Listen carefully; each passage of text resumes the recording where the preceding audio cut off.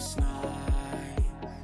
I'm just wearing my pajamas, staying up too late, cause I'm watching Futurama, thinking where's my drama. My life's no melodrama, leave it off the screen, cause it's got no genre. Sometimes I call my mama Rain, yeah, she's always my armor. I want to fly away, far from my mistakes. My baggage has too much weight, hey, hey. So my bed is where I stay. Tell the clouds that I say hey.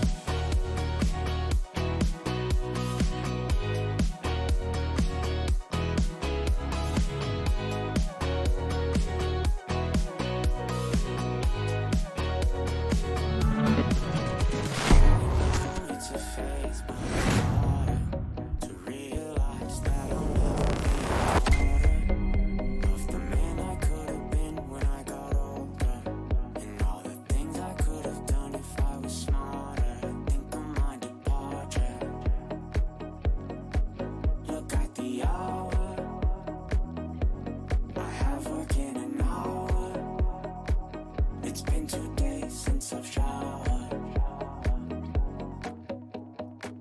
I want to fly away, far from my mistakes. My baggage has too much weight, hey, hey. So my bed is where I stay. I want to fly away, far from my mistakes. My baggage has too much weight, hey, hey. So my bed is where I stay. Tell the clouds that I say hey.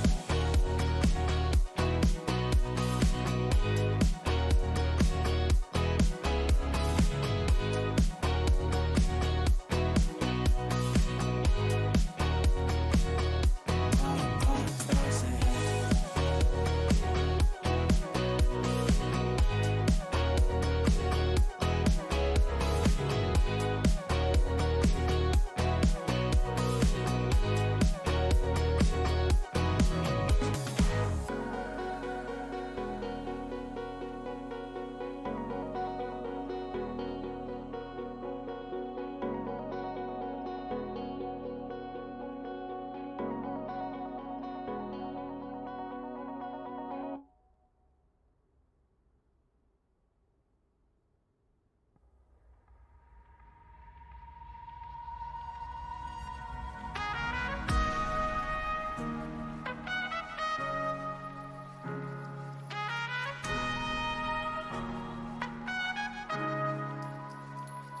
Anywhere you go, I'll be right there.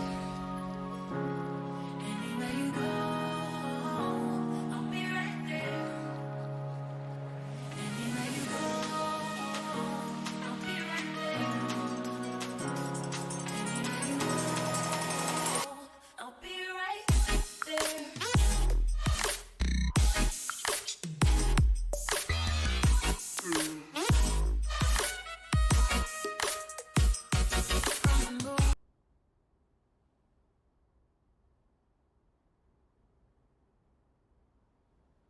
Okay, here we go. Now we're live.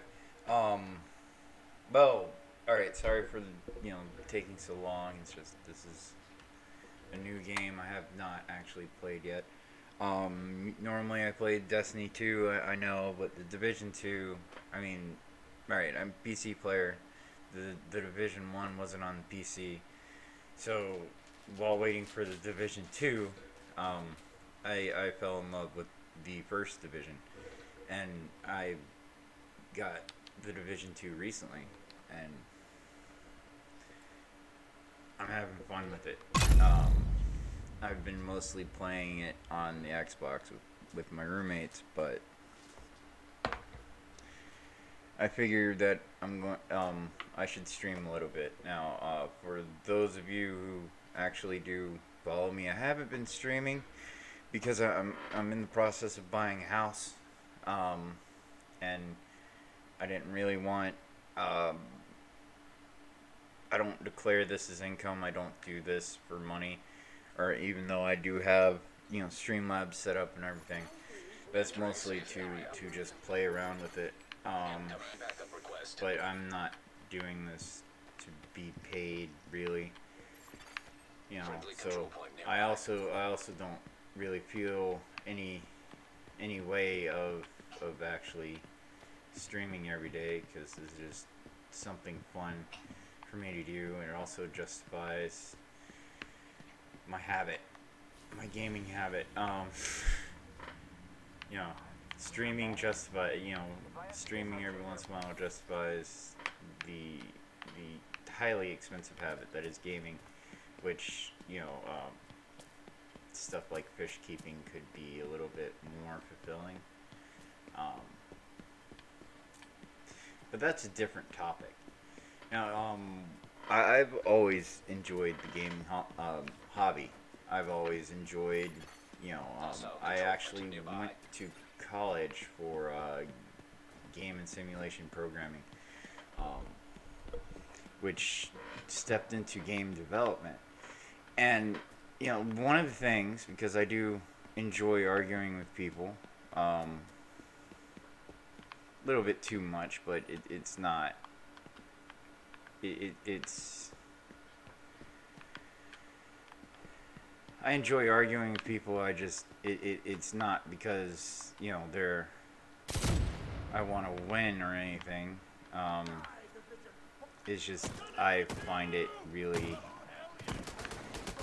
I find it kind of fun to just and I also learn things when I challenge my own position, and I challenge my own position by making my own position and seeing if somebody has a better position.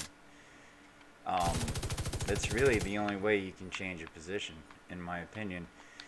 Is if you don't discuss it with other people, and you just do it internally, you do the whole thought process internally, it doesn't really work out that well, um, in my opinion, in my experiences. It's just you don't get that same thing, but there is something that I've noticed among gaming is that gamers don't actually know how the sausage is made, and that's fine. I mean, knowing how actual sausage is made, most people don't want to know how actual sausage is made, because most people don't try to make the sausage. They don't go through the process of taking the meat, putting it into a grinder or a meat grinder. It and making something that looks like hamburger, and then seasoning it, and then curing it, drying it, smoking it, all that good stuff that is required to make sausage. Um, you know, what kind of casing are you going to use? Are you going to use natural casing, or are you going to use something different? In, you know, game design and game development is kind of similar. It's not exactly the same because you're not, but it's similar in the way that a lot of gamers don't really actually understand, how everything works, and the differences between indie and which has a lot of problems with it, and the traditional the publisher style thing, which also has problems with it. Like, my problems with indie and crowdfunding is that the crowdfunders, the game is treated by crowdfunding not like you're a customer, like you're prepaying for something, not like you're investing in something. And there's a difference between that, right? Because if you invest in something, you expect a return, but if you're buying something in advance, you're just expecting that thing. And I think that there's some I think that there's problems with the crowdfunding model where the people giving money is not seen as an investor, just as the first people that bought something. Um, and it's without money, without investment. Um, Crowdfunding doesn't work anyway. Like even Star Citizen, which was primarily funded through crowdfunding, still required a publisher backing um, to actually complete it's um, and it's not even complete yet. I mean, there's whole there's a lot of good reasons why that happens, why that's happening with Star Citizen, and but that's another thing with game development, because back in the day, back in the 80s and 90s, um, the common consensus among gamers is take your time, um, but and the I want to say the fallacy that we actually operated under back then is was that if if uh, if publishers were taken out of the equation, a lot of the problems with gaming would go away, and that's just not true. Um, Not having publishers made things worse, and the whole reason for that is with indie development that doesn't have any investment. Because an investor requires you, like when you're investing in a video game, like say that you're working as a that's your job in a publishing company, right? Like, since we're playing the Division 2 right now, let's say that I worked for Ubisoft, and my job in Ubisoft was to decide, the Ubisoft, the companies with the Ubisoft contracts. I decide which companies actually get to make their own games and which do not. The whole process of that is that the game developer comes up, with the not just with a concept, not just with a pitch, but an entire game on paper, quote unquote on paper. It's done through the wiki technologies in a lot of cases. I'm not sure for Ubisoft, directly, because I've never actually worked in gaming. I just went to school, for the whole development part, which included classes and courses about, you know, um, directly about like how the AAA, quote unquote AAA industry, or the publishers industry works, and how the indie game publisher company worked, but that was before crowdfunding was actually a thing. Um, Back when, more than likely, if you were an indie game developer, you would have to, either make the game out of pocket, which making a game out of pocket is extremely expensive. It's more expensive than most people understand. Um, or getting some kind of investment. This was all before crowdfunding. So, but focusing more on AAA, on the publisher aspect of it.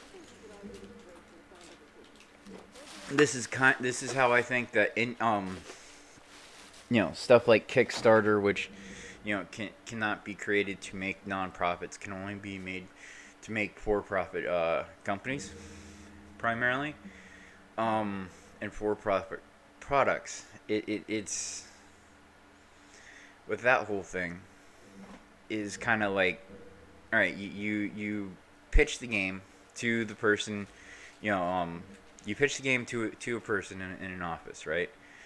here's the quick splash page. This is the genre, and you'll have the title, genre, um, in a really short paragraph, maybe 160 characters to 300 characters. You would give a brief synopsis of the game, and all the main selling points that you want with the game, and maybe if you have artists on your team, you'll have some kind of concept art, right? That's your splash page. That's the you know this is the game that I want your company to this is the game I want your company to actually um, finance, and then after and you're after that, the game developer person, the game publisher money person, you know who may or may not actually have experience programming. More than likely, he or she is a is an accounting, um, or some kind of investment major in school. So they're not really all that interested in um, the development side of things. But they're interested in whether in risk assessment and whether or not things make money. And after you give them the pitch, right? Then they say, okay, well, show me your game.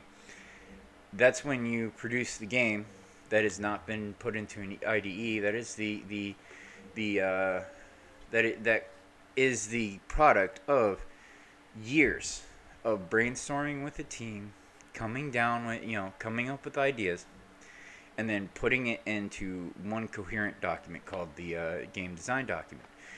Back in the day, before wikis and stuff like that, before internal wikis became the industry standard, it used to be, three ring binders, multiple three ring binders, and you just thump it down on the desk and you have an entire game.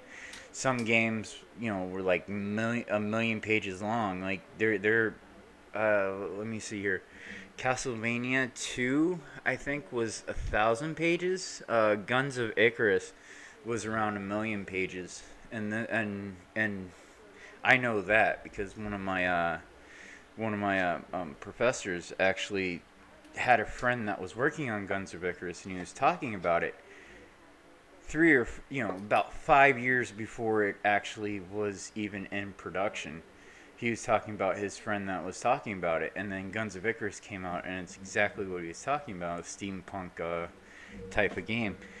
And he said it was the if you were to print out the wiki that they did, it would equate to about a million pages. Because with a game design document, not only are you putting together, this is the backstory, which the player may or may not find out, right? This is the backstory. This is the world, and here's the gameplay elements with pseudocode, which is not really code. It's just to show the whole reason for pseudocode to exist is to show the programming logic, right? To show the flow of the program. So that's how that works, and it's a fairly massive document. And then at that point, the whole financing team, because it's a team, just like making a game is a team, financing a game is also a team effort, because you're going through thousands, if not hundreds of thousands of pages of pseudocode. This is the logic of the game, the game world, game characters, the classes, the skills, all these different things that are part of the game that you're trying to make. That's a lot of work for one person, and in a publisher environment, your department may be working on multiple different games, so you might have multiple different people in your team looking at multiple different studios' game design document, at any point in time within the development of the game. So it gets kind of complicated a little bit, but and um, from my understanding with how that all works is, you pitch it, you give the document, and then within a month, 2 months, 6 months, however long it takes to review, the financing team okays it, and then it goes on to some kind of oversight team. And these are usually people with game programming experience, and they'll go through and basically do post edits. Um, it and then and then that come all that then after you get to the post edit part, they send it back, and a lot of people say, well, games don't feel finished when they're released. Well, that's because they're designed with DLCs in mind. Because keep in mind that the release date, right, when you're actually given money for a game, you are that investment is expected to start returning within a certain amount of time. And the publisher sets that date. Like, release date isn't when it's finished. That's the arbitrary date of when the game has to start making money. That's what it is. The people that go release means finished. No.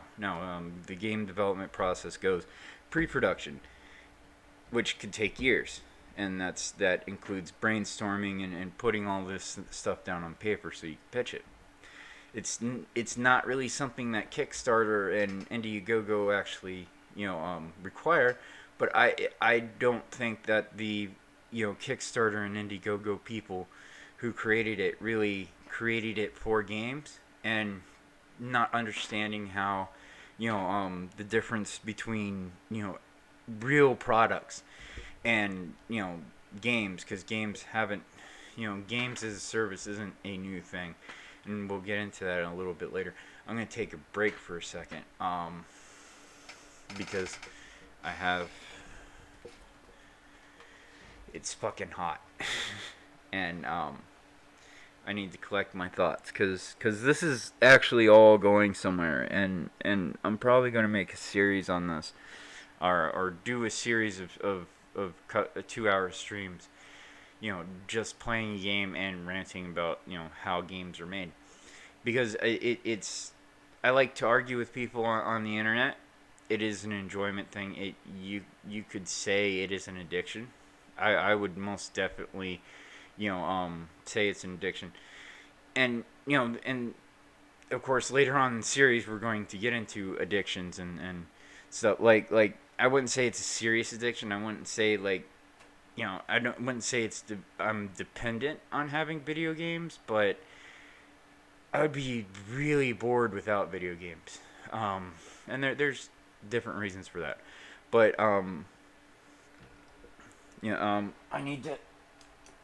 I didn't start all prepared, so I'm gonna put on some music,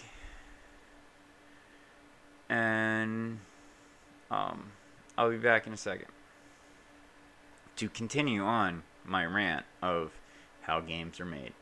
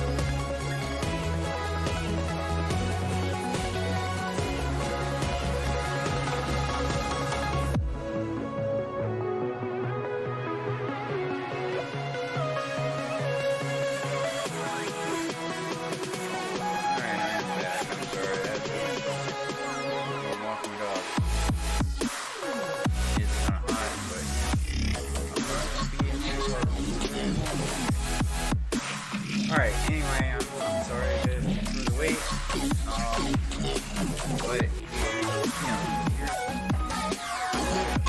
unpopular opinion, right? And the unpopular opinion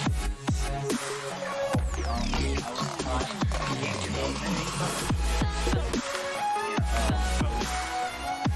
Oh, I do need to turn that off. Safe area entered. So anyway, going back to what I was talking about, I touched on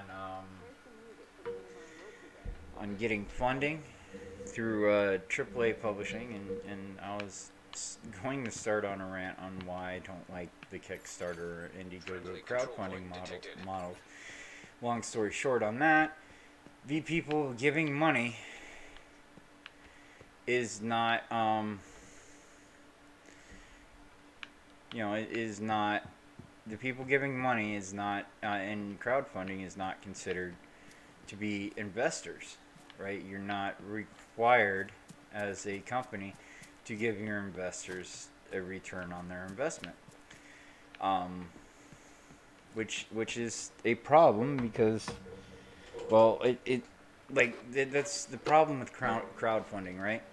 Because if you require these people to be investors and not considered as investors and not customers, like customers you have to get a product, but with an investor you have to show that at least as far as video games go, you have to show that you have a plan. You have to show that development, and that's a reason why a lot of Kickstarters go vaporware, I think, is because of poor development, is poor pre-production development. But I can't tell because almost none actually give out their game design document to people who invest a lot of money. I don't think somebody who gives $20 to a Kickstarter should get the game design document. But if you're giving $1,000 or more, which it's not a lot as far as big corporate venture capitalist type of investors, but the investors that you're trying to bring in, which is just regular customers, $1,000 is a lot of money. That's in a lot of cases $1,000 is rent. So yeah, they should get a game design document. And the whole roadmap thing that some game developers do, that's actually coming from the game design document. They're like, okay, well, where are we as far as progress, and these are the places where we want to be. Here's the game design document. Here's the parts of the game we want finished by this time. And this is what we're going to try to do. With publishers kind of give that extra pressure, right? But gamers themselves, the audience doesn't really, because look at Star Citizen. Star Citizen is called a scam by a lot of people, and I don't think it is. I think they've been making really good progress. I also know that a lot of that money went into building physical studios, mocap equipment is not cheap. Not the quality that they're doing. The quality of the of the 3D graphics indicates that they got the expensive equipment that does the rendering. What would take a PC, a common customer PC, the common PC people use for gaming, it could take anywhere from a week to 2 weeks to render some of the better graphics.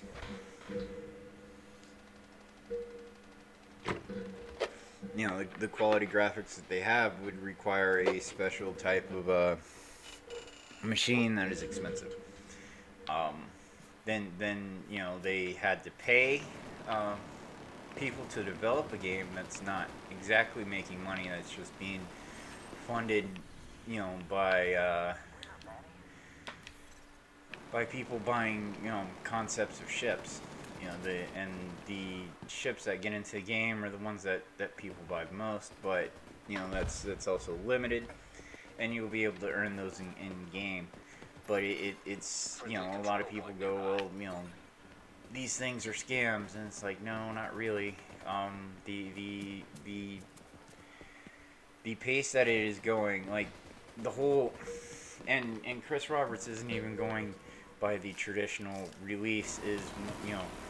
Is the date when the investors require a start to require a return on the investment, because that's what release is. Release does not mean finished. It's never meant finished. It is the time the investors give. That is the date the investors require for the product, or not product, but for the game to start making money. And I'll go on why I'll go on why games are not a product and never have been, in a little bit. And that's a controversial opinion, it seems, even though it is the truth. The truth seems to be controversial in anything that you talk about. Game development is included. But you have this whole entire process. And so you have pre-production, game development, game design document, and that's basically your team brainstorming, coming up with ideas, being like, these are cool things, these are not cool things, how do we want the story to work out. It's not one person designing a game. It is one person, taking the lead and decide and making the all the decisions on which ideas are good and which ideas are bad, from the team. But it's a team effort, 100%. So and one of the reasons why games don't seem to be finished all that often, because in pre-production, DLCs are part of the design. It's part of the design planning, because you have the basic game that, and then you plan out not just the basic game, but future content releases that they're for some reason in the industry, you have the term pre-LC, which is gay, because it's DLC is DLC. DLC is downloadable content. It's not downloadable content that you pay for. But the gamers that actually allow them to get away with that bullshit, naming renaming shit. So it's, we allow it, so they do it. But you have the free DLCs and the not free DLCs, and that does happen. Like with the Division, the first Division, there were content additions that did not require the DLC. The conflict mode, which added not real PvP, but matchmaking style. Your gear doesn't matter type of PvP, which I refuse to actually acknowledge that is real PvP. I'm sorry, but if open world PvP, especially in a game that the main selling point, the main reason why people buy it, is because there is a PvE, PvP environment,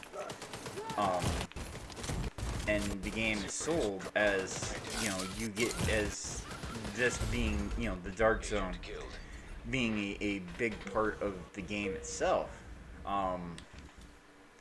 which is some of my criticisms of people like Skill Up, who whined and complained about the Division 1's Dark Zone. I mean, a lot of the problems with Division 1 Dark Zone, came from people who had the people who made an MMO style game for the first time, because Division One was designed completely 100% to not be soloable. Um, that was actually another selling point of it. It's a game that's not designed to be soloable. It is designed to be an open world version of Rainbow Six Siege, essentially, um, with open world PvP where gear matters.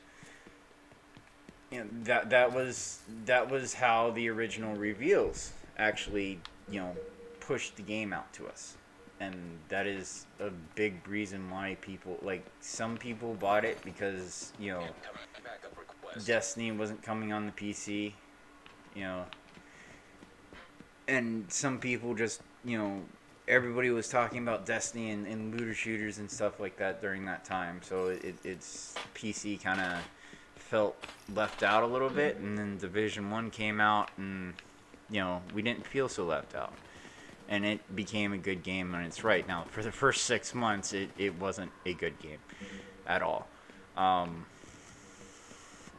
and that's not because of DLCs or anything. That's just because the game wasn't designed to be soloable, and you had so many people complaining because it was a lot harder for a solo player.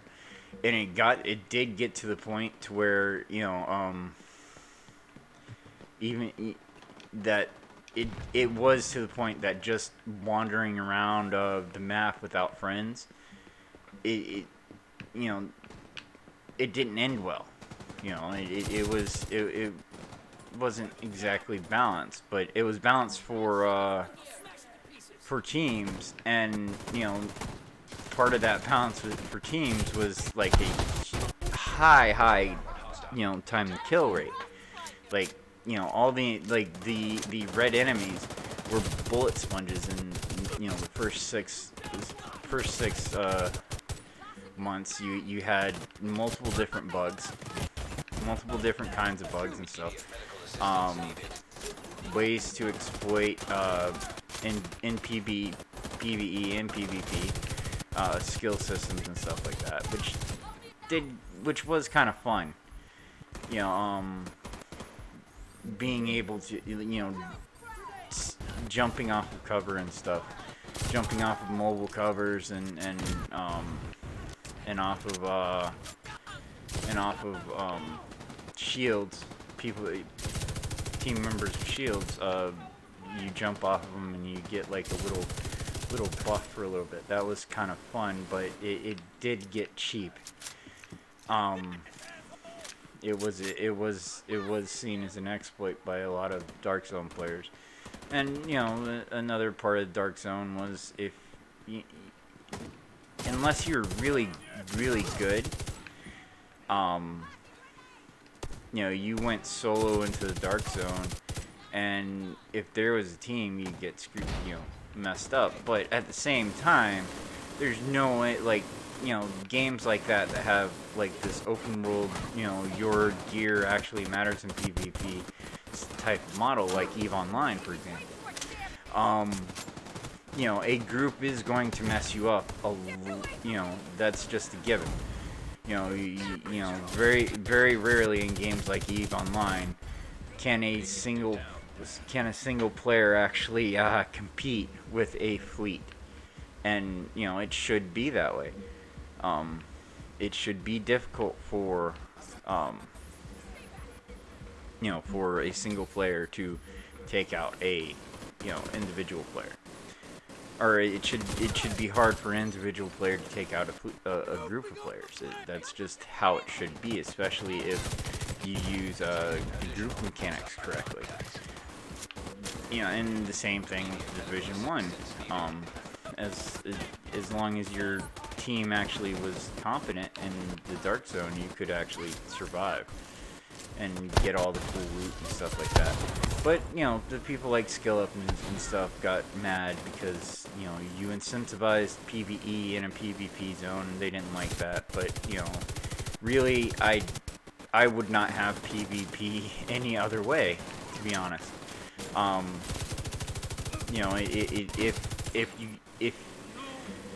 if the best gear did not come with the risks of you not being able to get it and other players, be able to play it, I probably never would have bought the first division.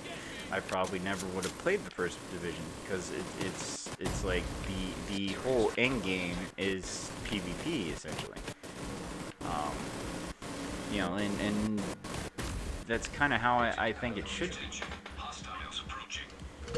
Again, that's I'm not good at PvP, and I know that a whole bunch of people don't like PvP, but still, it's still that's still what that's that's the nature of things. People do like to play against each other. People do like to be in competition with each other. Being in competition with other people, that's actually fun. Competition is fun to a lot of people.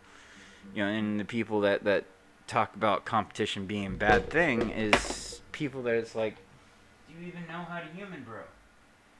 Are you just so bad at everything and such a sore loser that you can't work with other people, that you can't find the fun and having to compete to be good. It's Friendly control point nearby. I don't know. I don't I like competition. Even though most competitive type of things I'm not good at. And I will 100% be the first to recognize that of myself. I'm not good at competition. I've never really been good at competition, but that doesn't mean that doesn't mean I didn't enjoy it, right? And I it it's kind of it's enjoyable whether or not even if I come in the last place and I'm a loser, for example. It's still even being a loser, the whole the whole losing aspect in competition is really how you learn. It's I've learned so much from losing in video games and life generally. Um, those have been the most teachable moments, and those have been the moments that have given me the ability to just grit my teeth and lighten up, and just do it. And one of the challenges that some YouTubers would in the Division 1, I played primarily Shield. Like I would play I wish I could play primarily Shield in the Division 2, but before World Tier 5, which the Division 1 didn't have World Tiers for the first like 6 months. Like just World Tiers was the World Tiers was just introduced right before the Survival DLC came out, and that was to address the problems of scaling, and basically things just weren't fun in the first division for the first 6 months, and it wasn't not for a lot of people. It was unfortunate. My fun was proving to certain people on YouTube that the shield class soloing is bad, and I kind of really learned the shield before they made all the good and positive changes to the shield. I learned how to play that and be good solo. And there's certain invasions that I was kicked out from, but I also figured out the healer class a little bit as well. It's the shield class to be really, really effective, you have to have a good established team that has an actual definition on of that has definitions of you know what everybody's role is, within the group. That's just how teamwork works. Like in sports ball, a center in basketball, for example, you know, they that center has a job. Um, Whereas I don't know the other positions in basketball anymore, because I don't really follow basketball all that much anymore. But you have like in different sports, different areas of there's different roles and different there's different roles within a team in sports. You're working as a team. In sports, like war is not any different. Like being a soldier or a marine or navy or whatever, being part of the armed forces, you are working as a team, and your job is not any more important than anybody else's job, no matter how much the 11 Bravos would like to say that infantry is the most important job. It's like, yeah, but no. It's like everybody has a role to play, and if suddenly the non-combat, like the MPs and the medics and stuff, just were all wiped out. Like if the rear echelon was all wiped out, the I'm getting dropped frames for some reason.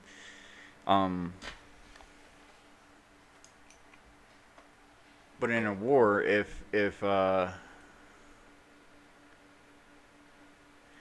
rear echelons were dropped out, right?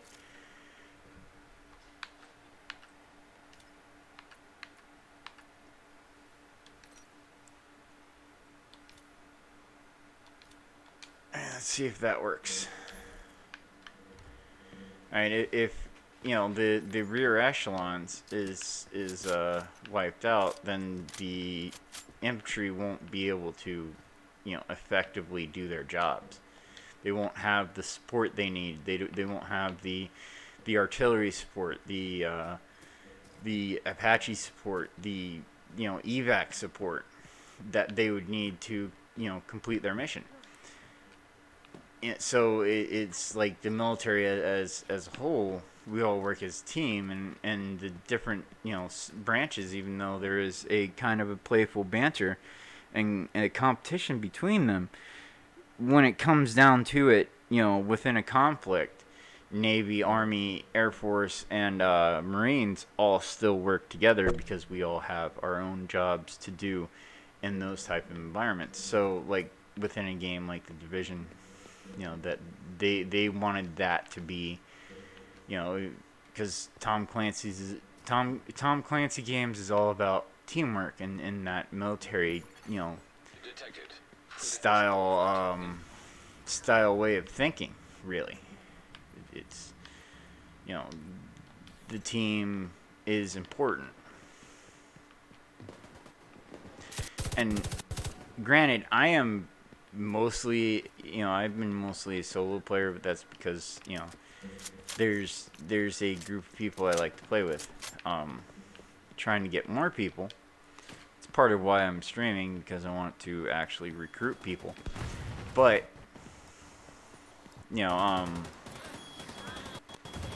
there's other aspects to it too. I like to just meet new people and play different games with people.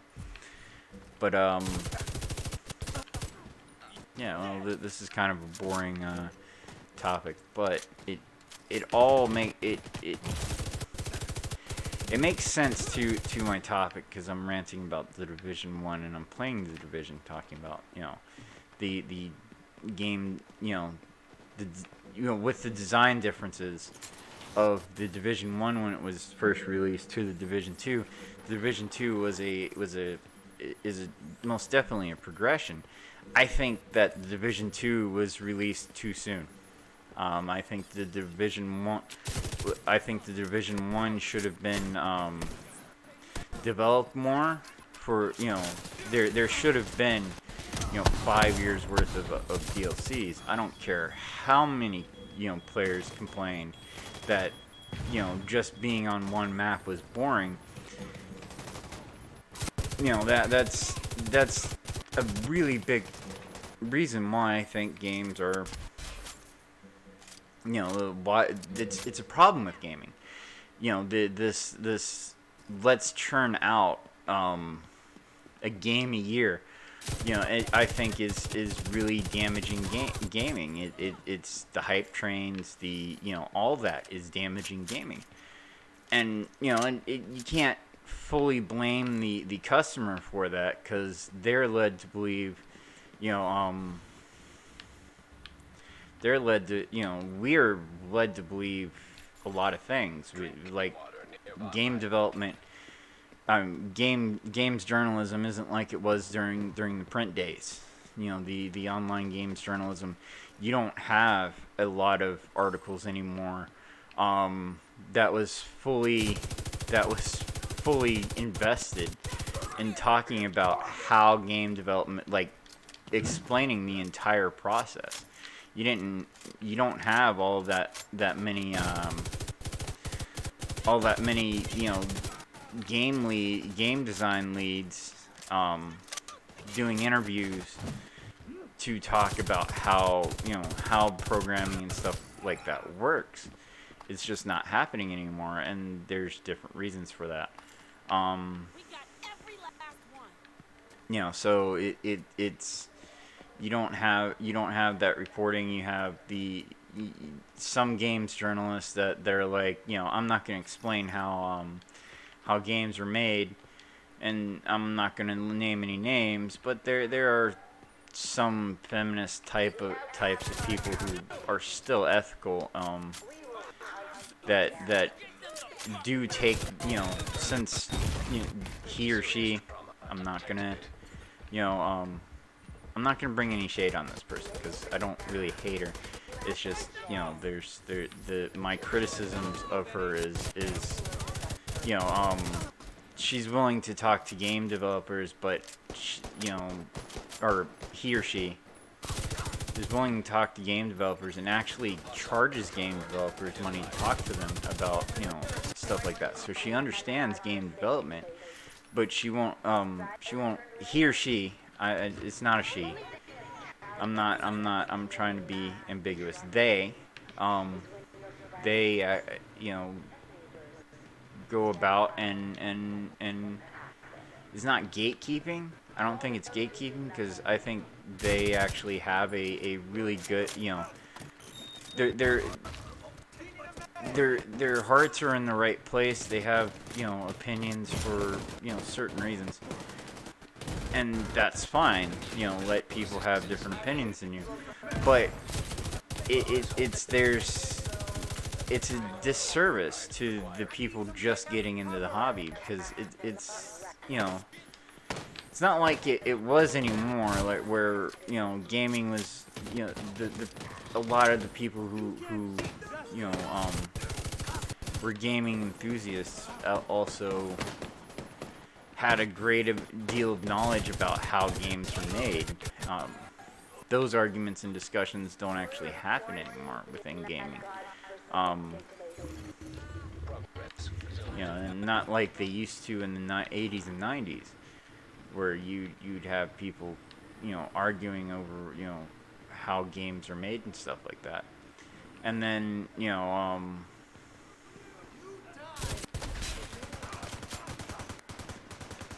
it's like, even with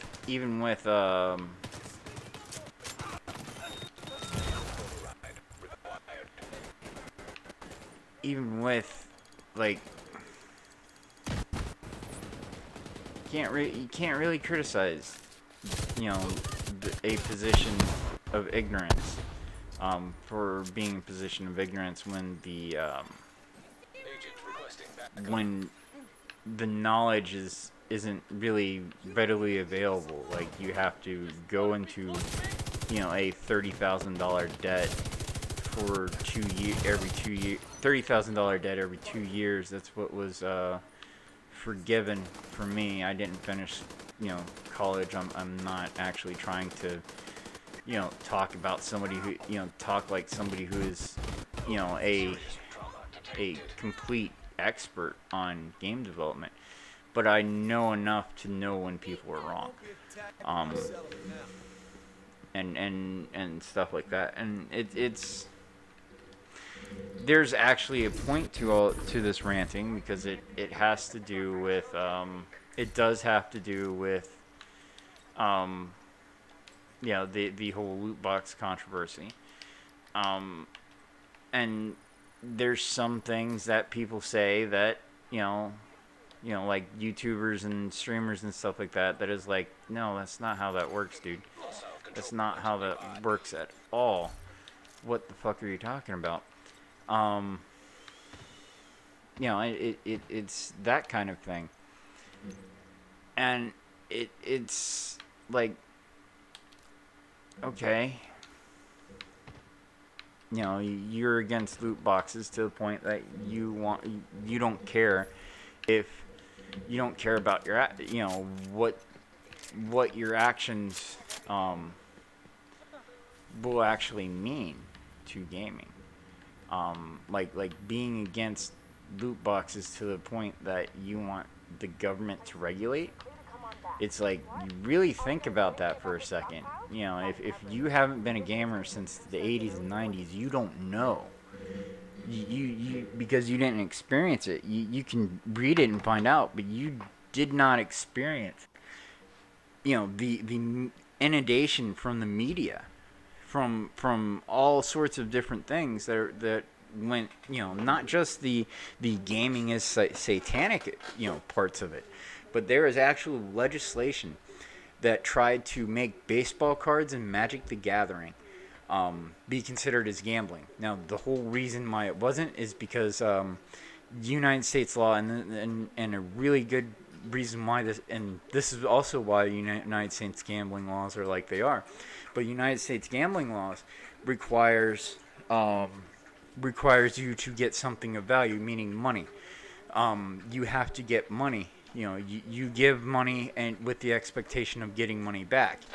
With trading cards, you're not giving money to for the expectation of getting something back. Yes, you can get something of value, but it's you don't buy baseball cards or Magic Gathering cards to get that ultra rare Magic Gathering especially.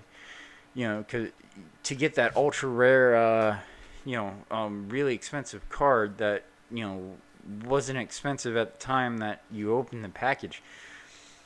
But a couple years down the road, it became expensive because it was, the developers decided, this card doesn't work, type of thing, like the Black Lotus and Magic the Gathering, or you have those foil cards and baseball cards. Foil cards are special cards, and then the really good players, the really fan favorite players of it's subjective value, but it's commodity. Gambling does not apply to commodities, and that the same concept about loot boxes. And what angers me the most, as a gamer that argued with adults, and it was weird because the adults that I argued with weren't adults that were into baseball cards. My dad was into baseball cards, and he would support my arguments on why it was not gambling. Me and him would actually talk about it. He would get home from work or from karaoke or something, and we would see something. We'd watch Star Trek together, and then the news would come on. The 10 o'clock news, and whenever one of these stories, baseball cards or gambling, we would actually have a discussion about it. I discussed, this whole random, you get random things, it's gambling, argument. That this whole discussion is decades old. It's older than, the really recent abuses EA and Activision have done. But I can get into that. The same government, both Republicans and Democrats, have been attacking gaming for decades. Like some of the people who are in office, including Donald Trump, has talked about regulating video games because they create violence. But as we can see, with all the studies around the same periods of time where gaming became a multi-billion-dollar industry, and became more mainstream, violent crimes lessened. The only places where violent crimes actually increased was inner cities, and the inner city crime, that's not a federal issue. That's like each and every different city. That's their problem. That's each city has a different culture. Like the American culture is not this one big homogenized culture. Like the Southeast, there's different things about the Southeast than the Northeast. Like if smile, say hi, good morning, do salutation of the day, just what is normal in the Southeast. In the Northeast, people look at you funny. Like the people in the Northeast, but of all races, seem to be a lot more bitter about bitter and sour, where the people in the Southeast are more laid back. Differences in culture, differences in outlook, and also differences in pace of life. Because in the Northeast, pace of life is there's more big cities in the Northeast. The pace of life is a lot faster. Being slow, a lot of people go, come on, come on, come on, go, go, go. That's just the mentality of the Northeast, where the Southeast is like, slow and steady wins the race type of mentality. So even within the same country, different regions, like even this central and mountain, have different cultures. Big cities and suburbs and rural areas, that they're all different cultures. Now with the internet, and there's kind of a hodgepodge of everything going on. But you have the people in the cities, they have their own ideas, but that's based on living in the city. And then you have people in the suburbs who grow up in the suburbs, and that's based on living in the suburbs. And people in the country, because they live in the country, there's like guns for people in the country is a lot more needed. And it's not just for people. Like in the Northeast, you don't have a lot of predators in the suburban areas and the and stuff like that. I come from Florida, which is the North America's version of Australia, where majority of the native life is predatory in nature. Like I'm not really a day person. I'm more of a night person. I used to go for walks at night, and I would not really walk without some kind of knife, because of alligators. Because sometimes, like sometimes during the summer, living in, even if you're in a rural area, but there's development, so it's more of a rural suburb. Um, you still will see an alligator on the street at night. Alligators do if there's no way to get to another thing through the spring system, they will walk at night over the ground and go to another body of water. there's also, there's certain noises. Like we also had. I grew up in an area where Florida Panthers, even though that's not the reserve that they were supposed to be on, Florida Panthers don't care. They have miles of they escape those wildlife preserves and go wherever they want. So you know, a when I lived in the woods in the same area, because you had a city type of area, a suburban, development type of area, then you had the woods type of area. Walking in the woods at night in Florida, I would not suggest. Not where I'm from, um, because you have black bears, you have coyotes, and you have panthers. Um, and if you happen to live near a goat farmer, and you're out at night, more than likely, or you own goats and you live near the woods, more than likely your goats are going to be, taken by panthers. That's just how it works in Florida. And you can't shoot the panthers anymore. And like my whole entire life, you couldn't shoot the Florida panther, but they have a you know, um, multi-mile range. I don't know. I need to take a break for a second. I'm sorry again. It's just, my brain has become spaghetti, and I went on to a tangent that has nothing to do with game development. Um, I'm not. I don't know why I'm doing this. I'm just doing this to vent, I guess. Um, I don't expect anybody to watch me. And if you are watching, thank you very much for watching. Um, Thank you very much for listening to my ranting. I'm trying to really collect my thoughts, um, because I want to, start this conversation about game development. I want to start this conversation about, regulating gaming, because in America, I'm not sure about any other country, but in America we have the right to create our own legislation, and I have problems with it. The legislation hasn't even been written, but I have problems with the proposition that is being addressed, and but I went on a tangent about culture and then started talking about Florida wildlife.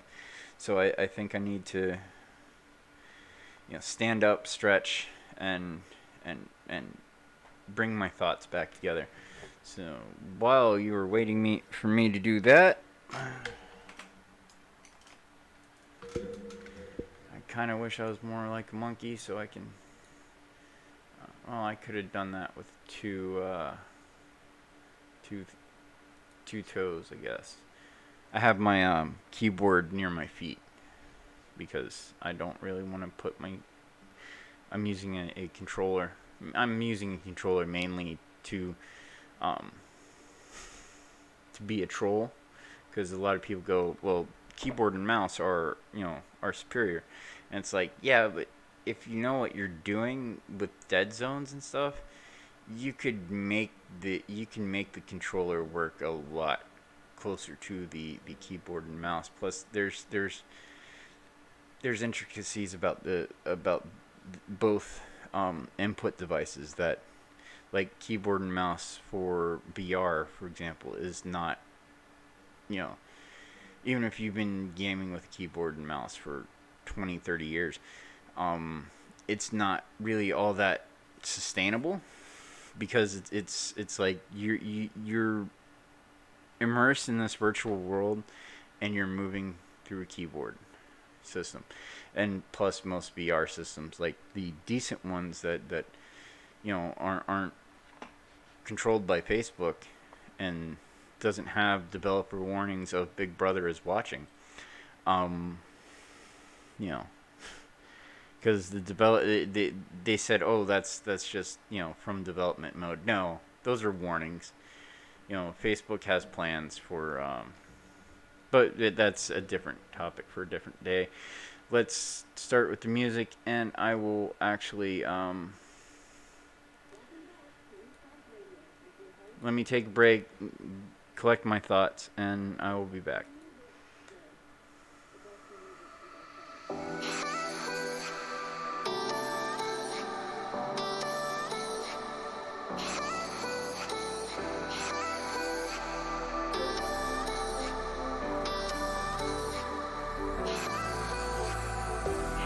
don't want to lose it all, lose it all. I don't want to lose it all, loving you. No, I don't wanna lose it all, lose it all, loving you. No, I have been too scared of letting go. I don't want to lose it all. No.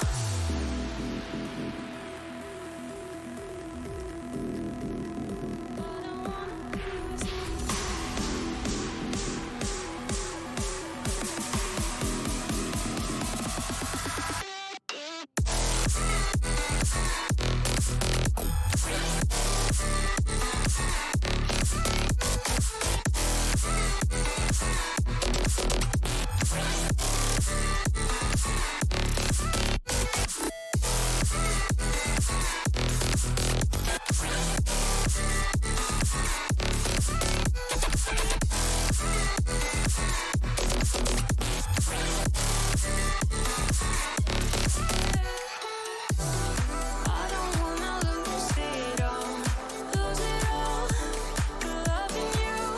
No, I have been too scared of letting go, go, go, go, go, go. I don't wanna.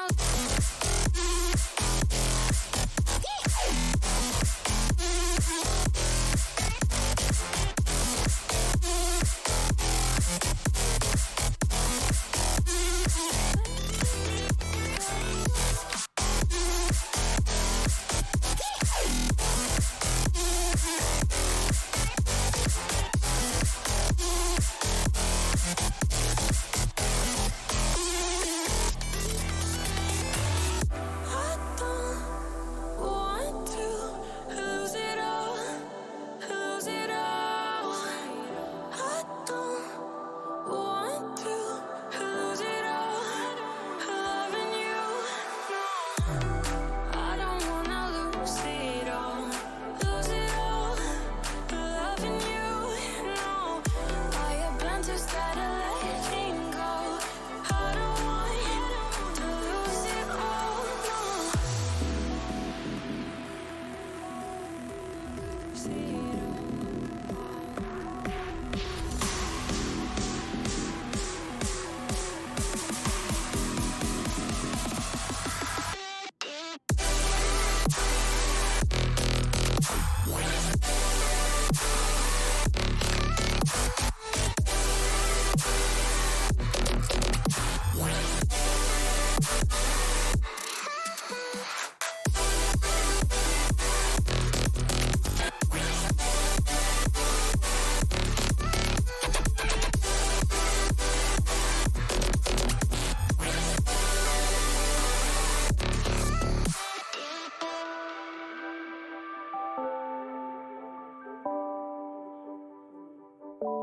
I don't wanna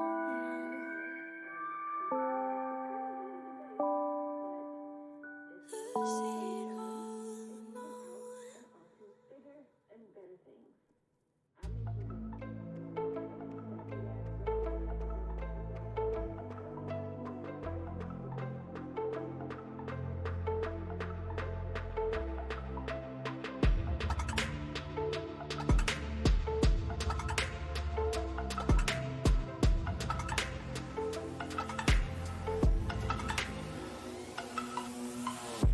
No.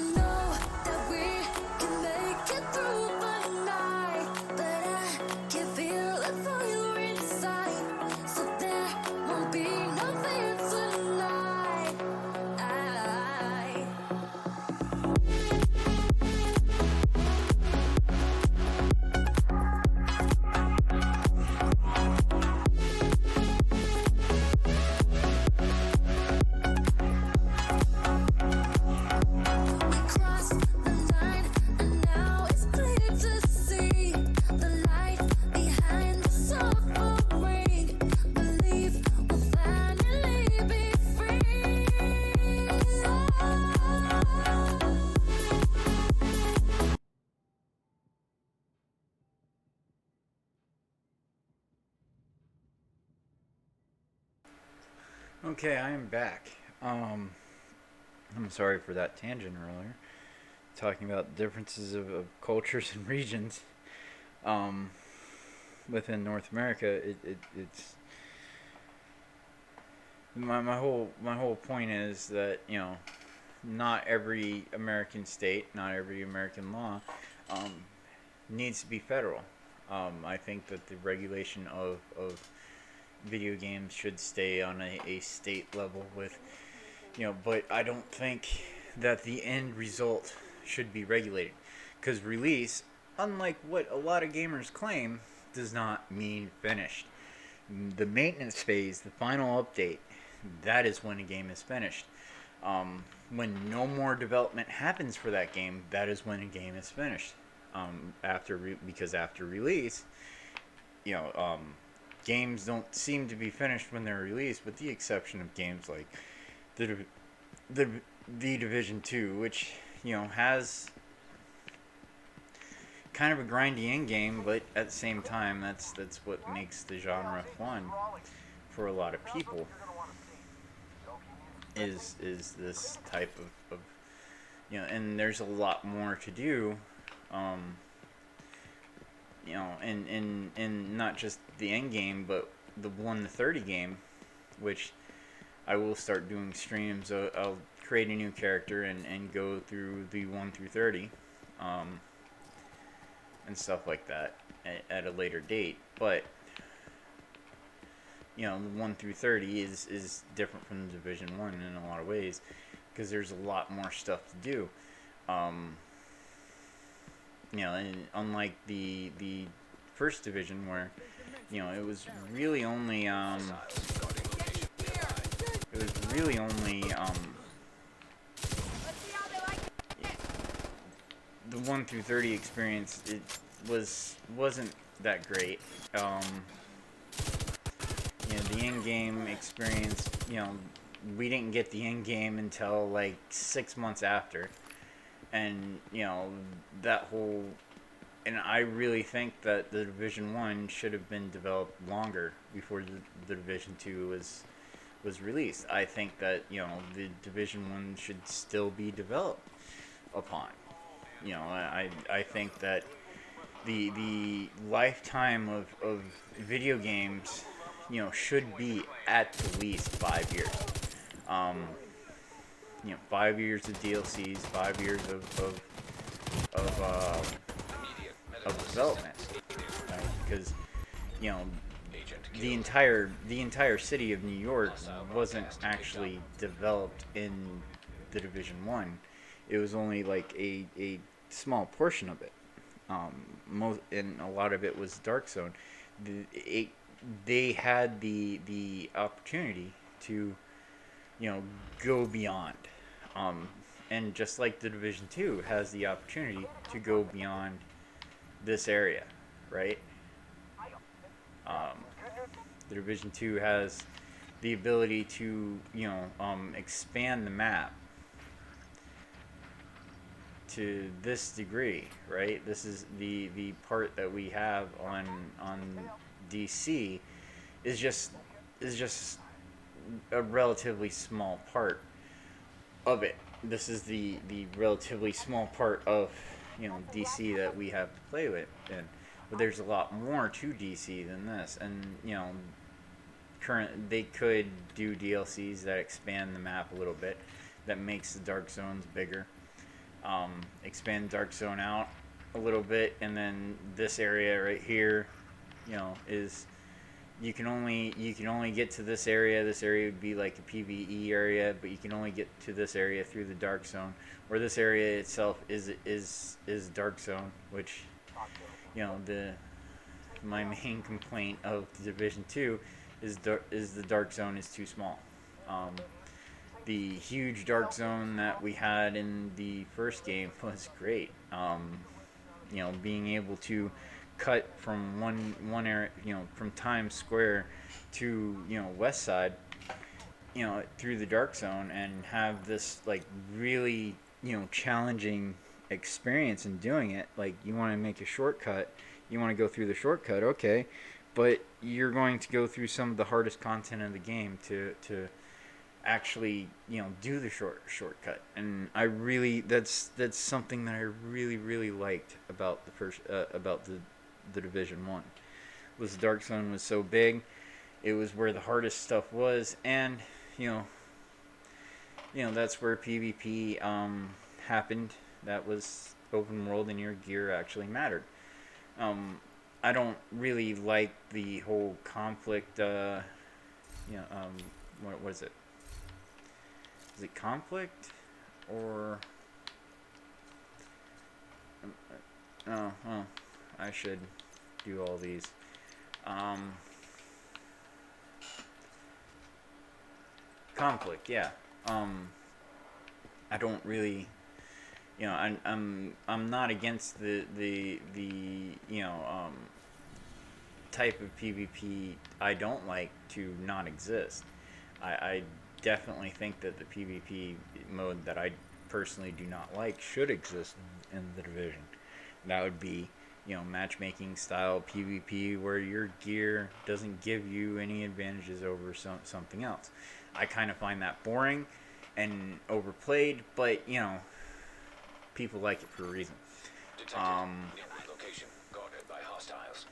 so there's that aspect of it, right? Um,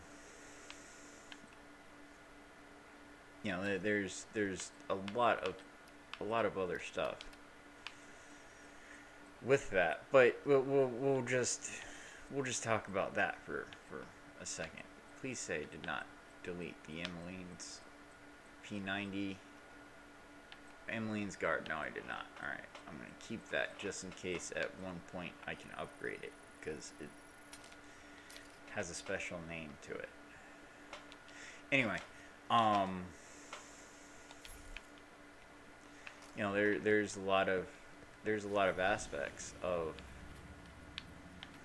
the I could use the Division 2 as a really just a template of how games should actually work. And I really do hope that unlike the Division 1, I get at least 5 years of playtime of the Division 1. Like I'm hoping Destiny 3 doesn't come out for a little bit. And the content, as far as content wise, it is getting to the point where a new engine is needed. A new iteration of the game is needed, but it's like Friendly control point. if game developers don't actually have that 5 to 7 year plan for a game, it's we're just gonna get crap. You know, the whole a new game every year has it is crap. It's crap. It's a crap model. It doesn't. It's not sustainable. It doesn't work. It makes you fall in love with the game, and then and then after a year or two, you have to buy another one. You have to buy the next one. And the Division 1 only lasted for like what 2 years before the Division 2 came out. It was within the first year of the division that people were talking about the Division 2, and it's like, whoa, wait a second. It's that's not. No, why? Why do you want a Division 1 when when we're still playing the Division 2? Stop asking for new games after the first year of release, because you think that what will fix the game is a new engine. It's like, no. And even then, the iteration, it's not a different engine. The Snowdrop engine is not a different engine from the first one. It's just they took all the good things that the first one did and added on to it, where it would have been really fun to have these kind of aspects that we see in the Division 2 in the Division 1 before the Division 2 was actually released. And I think one of the major problems with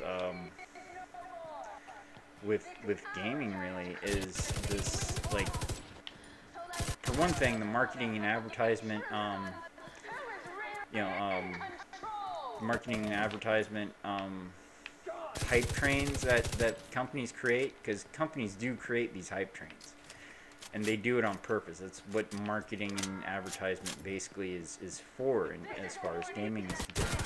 And the whole creation of the original creation of marketing and advertising was to basically monetize propaganda, World War II propaganda.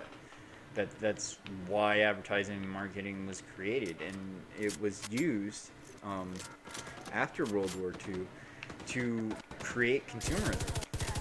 Um, Consumerism isn't something that you know um, that the people decided to do. It was something that it was actually a consequence of advertising and marketing being the way it is now. And one of the biggest thing, and it does influence society in a very negative way. Sex sells everything, and we have this like huge importance on sex that we really shouldn't have. That would that would that would the obsession we have with sex today still be around if sex wasn't used to sell like pretty much everything for the past for at least the past 36 years? Even video games, in the 80s and 90s, sex was used, you know um, sexually subject um, blah, sexually suggestive you know imagery was used to sell certain types of video games. And that's fine. There's nothing really wrong with that, but it's the consequence of this really led to an entire generation being obsessed with sex when they really shouldn't be. Like, it's causing problems. Um, and there's a lot of aspects of gaming that the that you would say, well, it's because there isn't regulation that that these problems exist. And it's like, hold on, who do you want to regulate gaming? The people who have within their career, you can find almost any politician sitting today, talking about speaking lies about gaming. And like even Donald Trump. Donald Trump said we need to do something about violent video games causing people to be violent. And to Jack Thompson's shame, I think that's been proven to be false, because when gaming fully became in the mainstream, became a socially acceptable hobby and activity that everybody can enjoy, that when it became a multi-billion-dollar industry that really shadows Hollywood to a huge degree, like gaming has is more profitable than Hollywood. But also gaming creates products that can be enjoyed for multiple years. And then that's where we get into the conversation of monetization and microtransactions, which some some people don't like. And I understand the argument, why, especially if people who remember how the concept was created in the first place, which was primarily agent created MMOs. And there is a pay to win aspect to those types of MMOs. But I also see the whole pay to win concept to the pay to win concept is really just primarily in mobile games and not in PC and like there's not all that much progression lock within monetization progression lock. Now, EA and Activision does do that type of stuff, and that is a bad thing. And it seems like the concept of the it seems like the concept of um, what's it called the concept of Detected. Near uh, location. what's the Guarded by concept I'm hostiles. thinking of? It's on my tongue. It's the natural progression Is in critical. this rant here, actually. Hostile control But point I can't nearby. think of it. So, is it important? Oh, the natural progression All of the hostages whole are deceased. microtransactions thing from free to play to um, to the paid titles.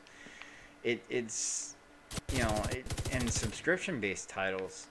It's primarily in the games that actually have microtransactions, with the exception of Activision, which is probably Activision's stances on microtransactions is probably why Bungie split from Activision earlier this year or last year.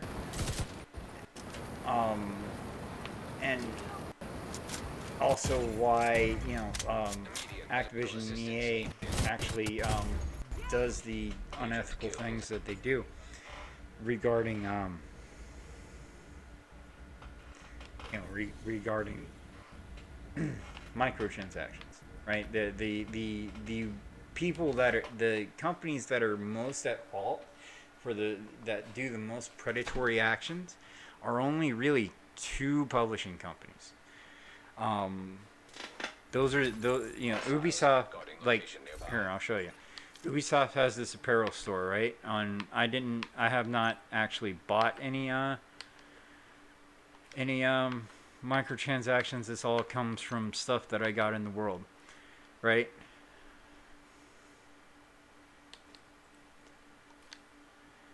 Um, this is just stuff I got in the world, like, from different things. But you have the caches thing, which, playing, just regular playing, you get, like I've gotten like 200 free premium credits, and I can use that to open up this Dark Hours Apparel Cache Key event thing. But there's also there's also quests that I can do. There's also a quest that I can do that awards an apparel item. So it's like you don't have to participate in the microtransactions, but the way that they did the microtransactions, and considering that none of them actually gives you an edge to make it pay to win, because how can you really be pay to win if it's just things that don't actually cosmetic items that don't actually affect your character. Now, some games that they do use loot boxes as like EA primarily uses loot boxes as progression things, and Anthem, which I'm unfortunately I do give EA money after years of not giving EA money, but the friends that I play with they like Battlefield. And whenever they want to play Battlefield, well, I have a subscription just for that. And I played Anthem for about a week before the development problems became public. And it's the whole concept. It's a really fun concept. It really reminded me of this Asian pay-to-win, basically MMO, Fly for Fun, FFLF. It's one of the first MMOs that added a real flying mechanic. And it was really cool flying mechanic, and that whole mechanic, the whole flying around and all that was really cool. But there's a lot within the there's a lot of things within that game just made that game boring. Like during the time of Neverwinter Nights, if you would have, it's BioWare is a different company. Let's just say that, but that's to be expected because every time EA buys a company, it becomes a different company altogether. Westwood Studios, if nobody remembers the controversies around, Red Alert and, the Command and Conquer series, and basically EA destroyed, bought a game company, Westwood Studios, which was primarily in Florida. It was one of the gaming the game companies in Florida that became like part of EA Sports. But like my whole major problem with EA was way before this whole microtransactions thing actually started. It's and I don't think we're gonna get rid of microtransactions, and I don't think that regulation is the way to do that. I really don't, because it's look at it. I don't think regulation, as it stands, is the way to do that. Because look at how we can let's take tobacco, right? Let's take tobacco and e-cigarettes. Which e-cigarettes is considered a form of a tobacco product, even though it's not really a tobacco product at all. But mostly the people who it is used as a smoking cessation device, because the gums and patches don't really work for most people. The gums and patches and the smoking cessation things, I think, is a scam in the first place. But but all the tobacco regulation that we're seeing today originates from smoking, which is a very health harmful thing, and it was very easy to get those stricter regulations pushed for this health hazard, which it is. But it also, and then the whole let's think of the children argument started happening with flavors, like e-cigarette flavors. Let's protect children, because these, why adults don't like fruity and candy flavored things. They're clearly just marketing to children type of argument, which is an argument with e-cigarettes. Some anti-tobacco lobbyists do say that these the only flavor that adults want is menthol, because that's the only flavor we're allowed, right? It's the only flavor we're allowed, and menthol has been a flavor additive in multiple different products for like generations. You take away menthol, and basically you have a lot of angry people on your hands. But mint, the plant is fast growing, easy to grow, easy to harvest. So it's been a food additive, and additive in different products since it was discovered. But you now have flavor bans. You have stuff like smokeless tobacco, which science shows that is not tobacco itself does not cause cancer. It's the combustion of tobacco that causes cancer, because when you're smoking on a cigarette, you're sucking in all sorts of carbon monoxide and stuff. When you're using smokeless tobacco, though, you don't have that, and the 22 carcinogens within smokeless tobacco is at such a low level. Like the current research done in Sweden and and in the United States, shows that using moist or moist smokeless tobacco products like dip and chew,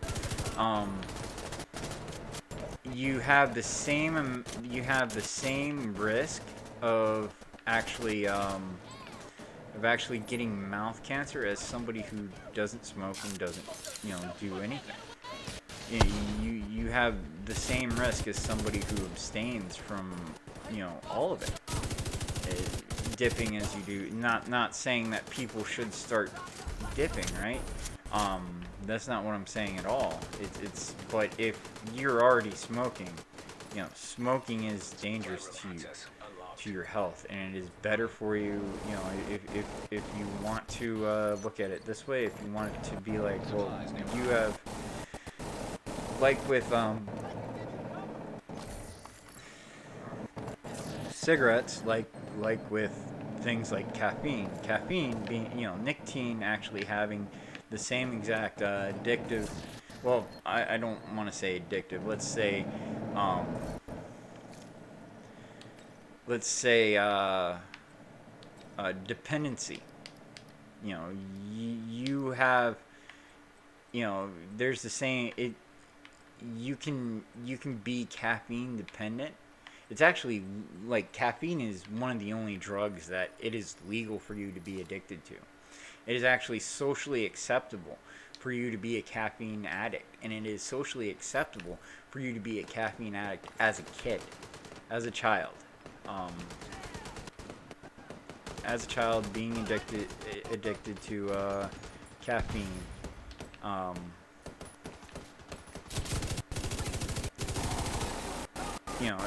That is actually socially acceptable. That's like the only addiction that is socially acceptable in the United States.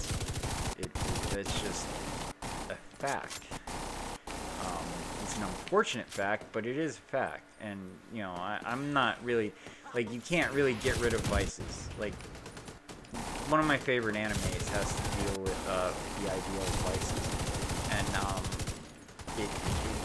it's an anime about the 12 Buddhas and stuff like that. But it's kind of hard to explain because, we don't have that's one of the few things, we don't have a common set of mythology within our cultures to actually relate to when it comes to Japan and Asia, but it's still an interesting thing. Anyway, you can't really get rid of vices. You can't really get rid of addiction. Video games can be addictive for the same reason that people say that loot boxes is gambling, because of the dopamine reactions within the brain. It's one of the for people to actually acknowledge the whole game loot boxes is gambling rhetoric. You would have to say, okay, well, gaming does the same thing. Gaming's not gaming does the same, messes with the same reward system that our brain has. But so does a lot of other things. So does, doing a good job on something. Somebody saying good job, at you doing something really well. That also does the similar effect. And it's the whole think of the children argument really, I think it is harms a lot of things. Because it's like, think about it. You go, we need to stop e-cigarettes, right? We need to stop e-cigarettes because, think of the children. That is the current, argument of getting e-cigarettes to be treated as nicotine, even though, e-cigarettes is far more effective in getting people to quit smoking than any of the current smoking cessation products. And I'm talking about this because this is a problem that I do have is with smoking cigarettes. And I have been, and I do use, e-cigarettes to get me off it. And yeah, they sometimes children do, yes, children do, use, vape, does vaping, but it's prohibition doesn't work. All right, alcohol and cigarettes have about the same likelihood as giving you mouth cancer, and alcohol is a leading cause of liver cancer. And too much of alcohol will kill you. Um, and the similar thing with nicotine. Nicotine itself could, in high dosages, kill you. But so can vitamins. So can a lot of other things. Um, it's nothing. There is nothing within the experience of humans that will reduce suffering. Which I think suffering is a requirement for life, because it's that's how you grow, it's how you learn, um, is through suffering. And it sounds horrible, to somebody who doesn't want anybody to suffer, but at the same time, it's like, some of the most the some of the things that I've learned most, the greatest the greatest Supplies nearby. the greatest benefit has come after suffering. And the greatest benefit to my personal growth ha- has to deal with having to go through suffering. you know why should I want you know why should I want um people to not suffer? It seems to be a requirement to learn and to grow as a person, and to become better than you are. So why should I support anything that reduces suffering? Now, the whole entire thing about addiction, when I'm talking about tobacco usage and smokeless tobacco, and how there a lot of doctors are looking at science and being like, okay, well, tobacco usage doesn't really cause mouth cancer. It's a lot safer. The FDA, other countries have, research into e-cigarettes have shown that vaping is a lot less damaging to the body than smoking is. That it is more beneficial to to vape than it is to smoke. And if you already have nicotine dependence, you know good on you if you can abstain and go through that type of suffering. And it is suffering to it is akin to getting off of meth or crack or heroin. But so is abstaining from caffeine. um, a lot of the same withdrawal effects happens with caffeine as well. It's so there's definitely a discussion to be had about addiction in video games, because the same exact justification for saying that loot boxes is gambling, because of how of what of the reward system it triggers, and it triggers through the dopamine release and the reward system in our brains. um, the dopamine, there's a reward system within our brain, that releases dopamine whenever something good happens. It's one of the reasons why people are talking about some people are talking about social media addiction, because the getting likes and stuff is the validation of oneself triggers that. So the slippery slope part of the argument is, if boot boxes, which release dopamine um, when you get something you like, and when you're happy with your purchase. Which the few times that I have bought loot boxes, I've been happy with what I've got. I mean, I've been disappointed some of the time, but it's not like, oh, I have to have this thing. But then again, I don't buy EA games or Activision games. Like, I don't think that they should be setting the standard when you have all sorts of you have better you have better you have a lot better there's a lot better I mean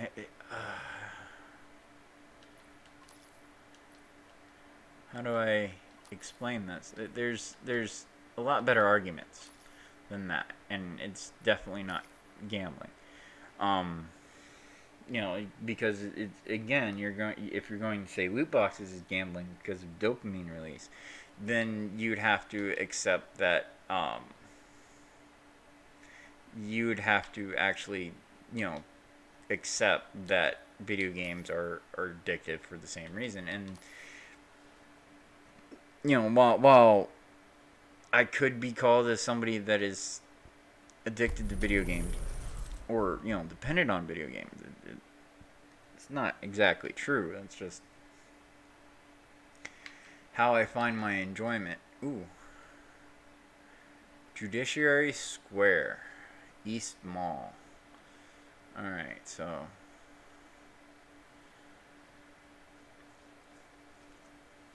I have about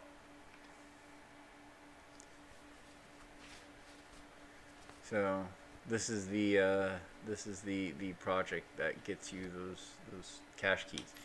Like there are ways to within the Division 2, for example, um, to get those sweet microtransaction things just by playing the game. Um, so like the the the the games that actually give you a way, the games that actually make it so it's part of progression is bullshit. But at the same time, do we really want people to regulate games who say think of the children, who honestly point out Candy Crush because it has cartoon because it is a cartoon it is a cartoon setting that is reminiscent of Candyland, um, a game that most millennials have played as kids, so there's a nostalgia factor to that, as not just you know millennial kids, but Gen X kids as well. So it's there is a nostalgia effect, and it does seem like Candy Crush is more marketed actually towards women, adult women than children. But the current legislation on loot boxes, right? It it's actually you know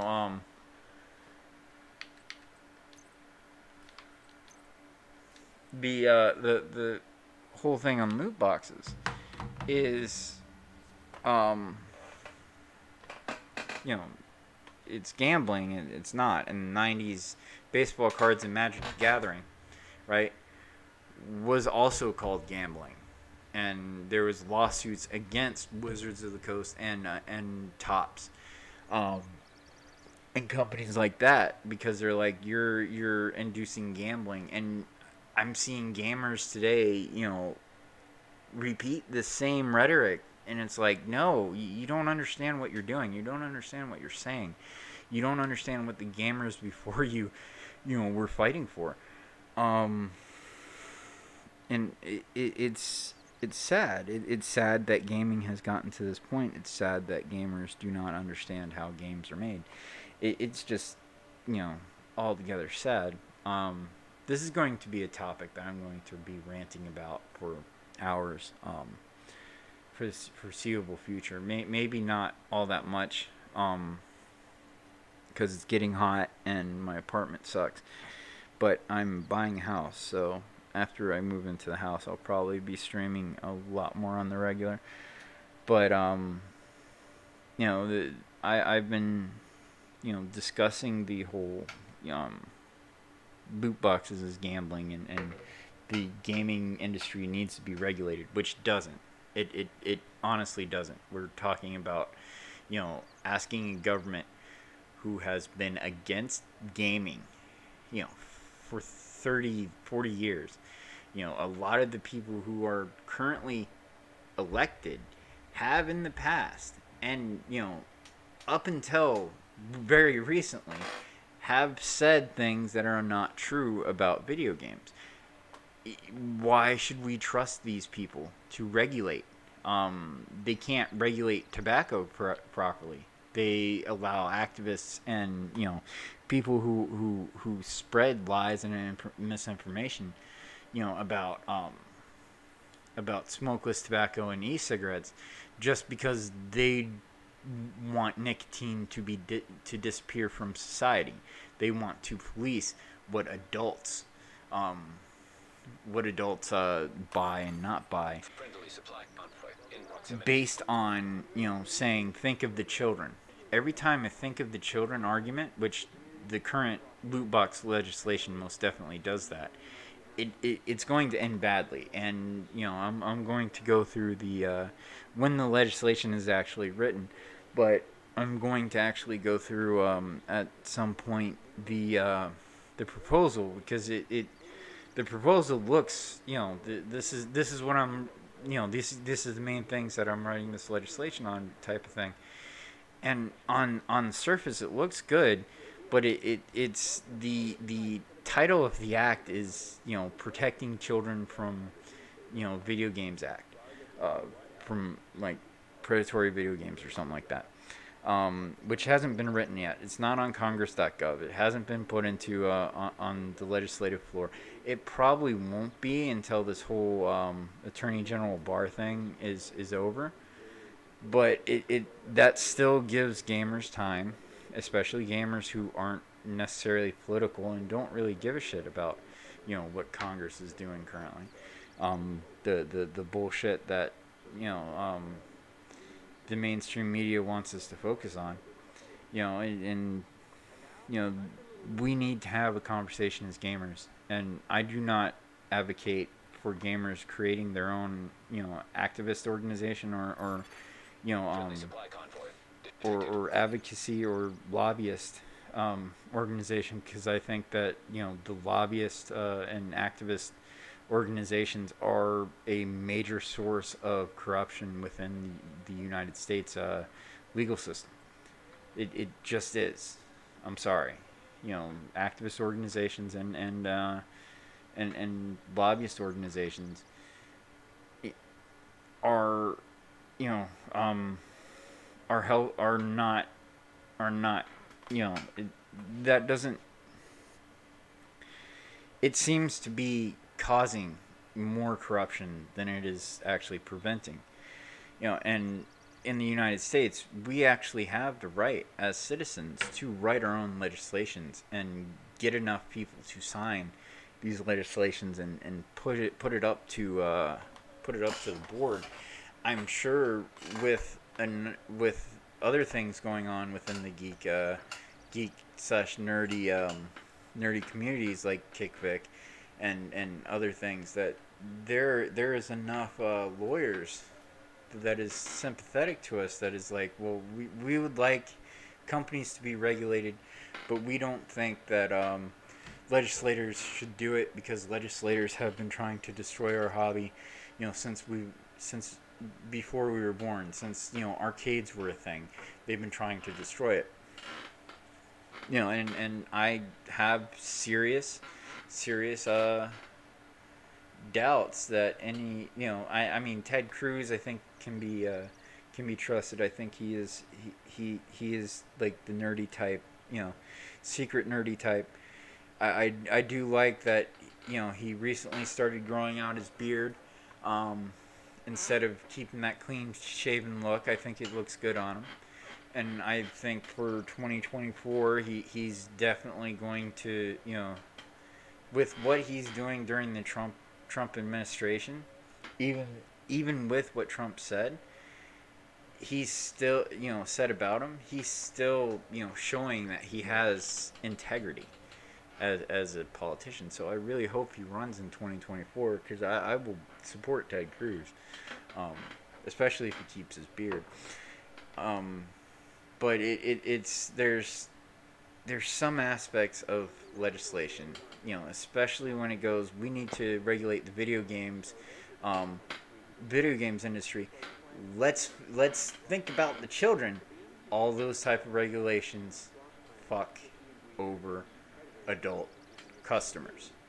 I'm not even going to say adult consumers because I think that's pejorative. Calling somebody a consumer is not a good thing. Calling yourself a consumer is calling yourself stupid, and easily controlled. It seriously, look into Edward Bernays, look into World War II propaganda, advertising, and marketing. They're all connected. Propaganda, especially wartime propaganda, is usually based on lies. Advertisements and marketing, same thing.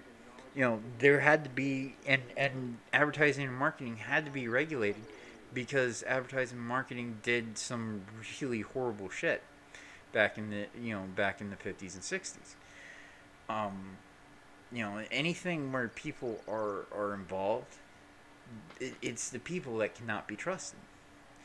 And the same thing with the legislation, especially considering for the past 40 years, elected legislators, some of them are still elected officials, have had a negative outlook on video games.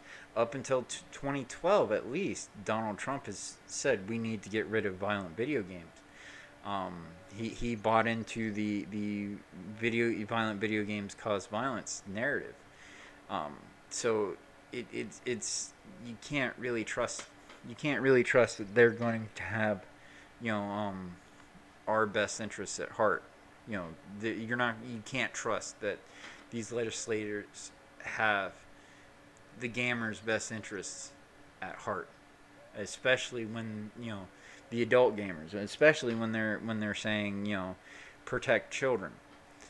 It's like and the way that it's worded, by saying by using Candy Crush as an example, which Candy Crush is primarily marketed towards adults, even though it has a cartoony look to it. It's like adults like cartoons, adults like cartoony things, you know. And it goes into a slippery slope because anime is cartoons, and anime looking games that have sexually suggestive things.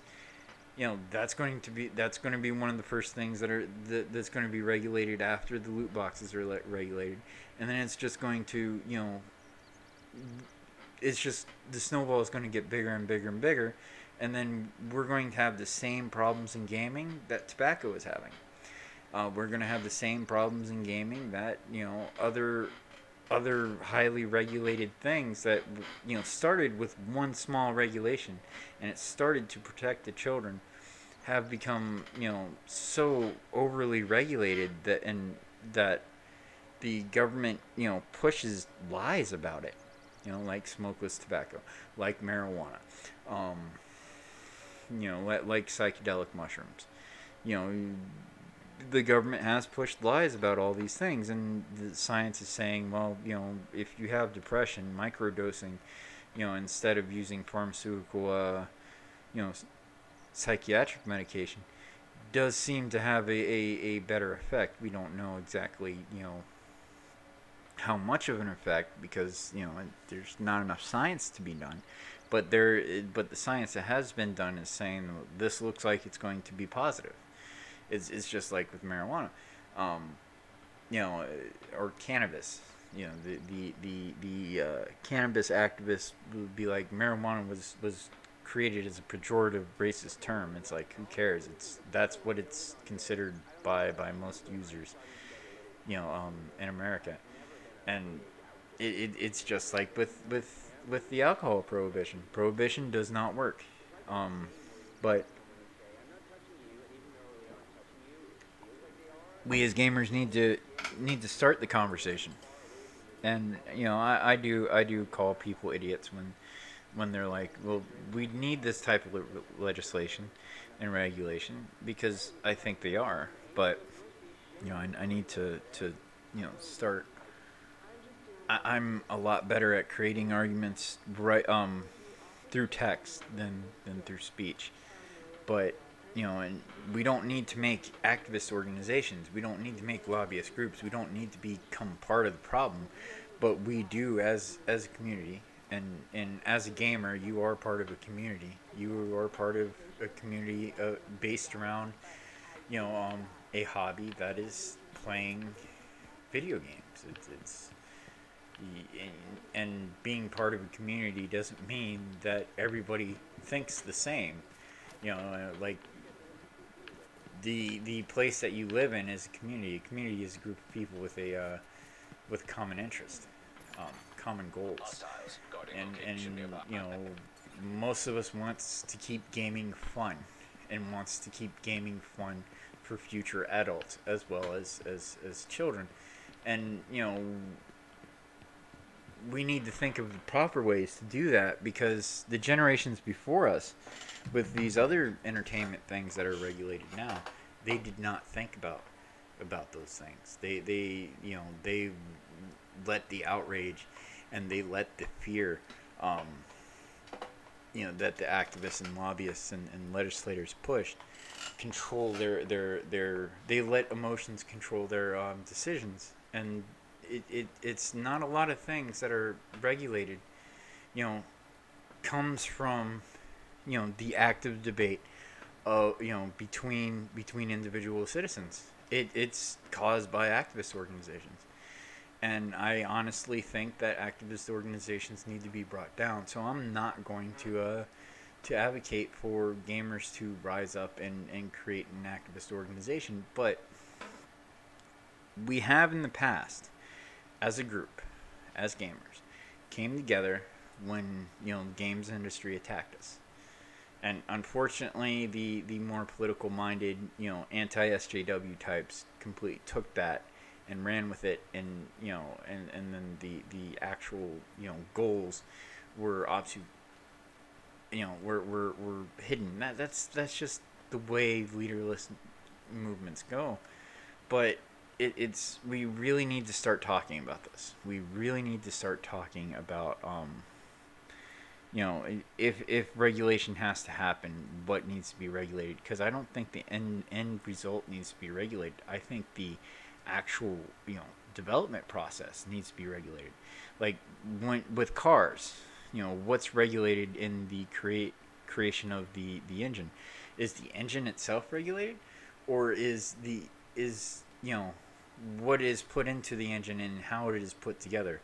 That's what is regulated. So what actually needs to be regulated is how games are developed, the development process before the programming starts. And it's like I get the argument, protect the children, but also it's like the children aren't the main audience. They're not the main customers. They're not the main consumers of video games. And I doubt they were, because I played, video games with my parents who were Generation X. Both my mother and father as a kid up until 16. I played video games with my father and mother. My father got an Xbox console around the time I was 16. He got his own console.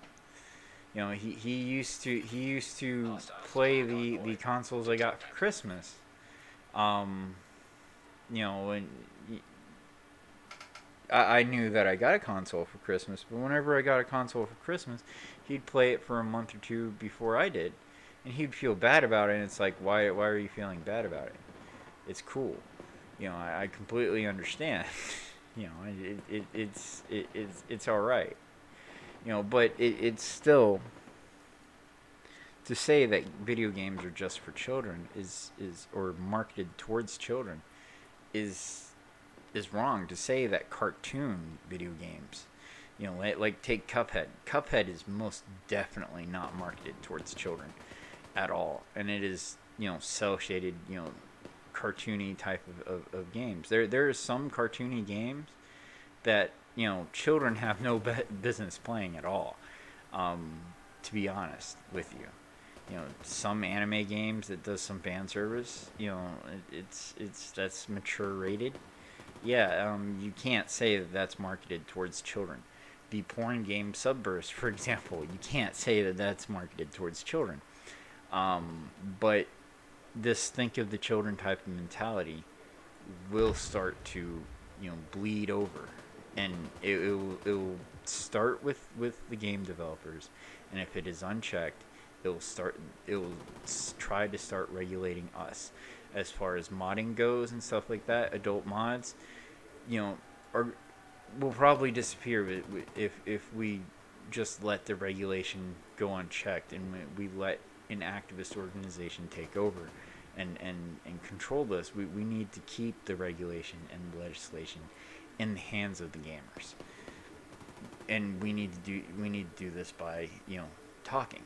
We need to do this by having the discussion. But you know, let's keep this discussion going, in the comments and whatnot. Um, well, if you're looking on YouTube and on the comments, if you're watching on Twitch, my YouTube channel is in one of the placards below. You can also find me on Twitter at Enkilaerdos 2, all one word. Um, and you can yell at me and argue with me all you want. Um, about this, but I am going to be talking about this particular, part of gaming, and part of gaming,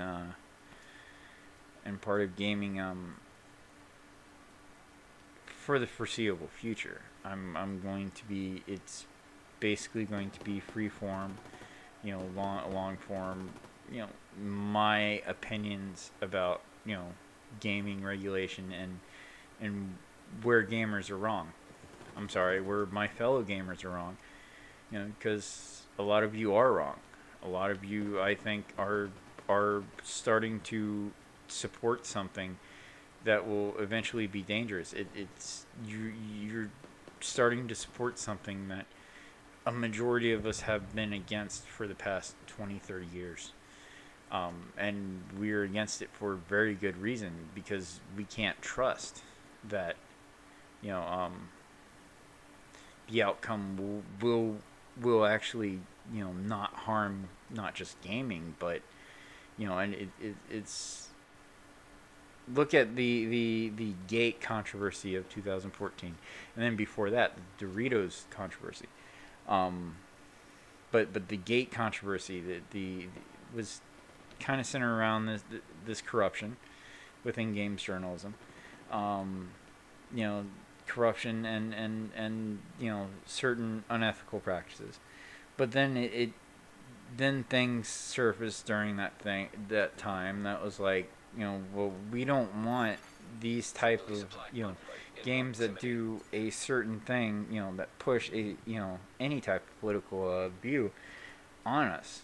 And unless if it does, the game has to actually say it, which I'm not fully supportive of that argument, because Metal Gear Solid, the entire Metal Gear Solid series, is political commentary.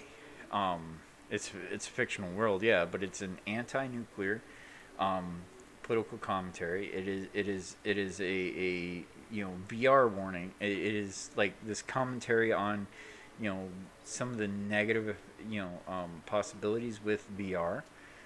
Um, there and the Phantom Pain had to deal with the dangers of private military companies.